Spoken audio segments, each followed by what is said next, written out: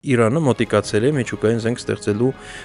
պահին։ Հիմա հավանաբար մինչև 20 ռումբը Իրանը կարող է ունենալ։ Ադրբեջանը խոշոր հաշվով պատրաստվում է պատերազմին։ Եթե Իրանը խճճվի այս պատերազմի մեջ, տուժի եւ հարձակումների ենթարկվի եւ արդեն ունակ չլինի արձագանքելու, ապա այո, հարձակումը չեմ բացառում, որովհետև Իրանը վերջի տարիների ընթացքում հյուսիսում պահում է բավական լուրջ զորախմբեր, որոնք միտված են Թուրքիայի, Ադրբեջանի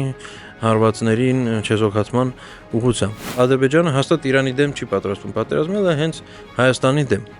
Եվ այդ պատրաստումը կարող է հանդիսանալ կամ գործիք, որպիսի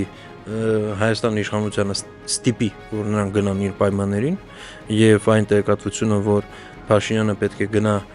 Անկարա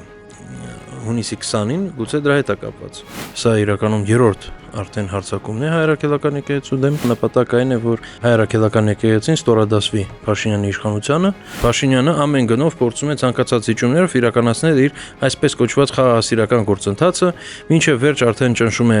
մնացյալ Արցախյան ինստիտուտները, որոնք մնացել են Հայաստանում։ Հիմա մենք տեսնում ենք հակառակը, պարակտում ենք տեսնում եւ տեսնում ենք, որ ոչ միայն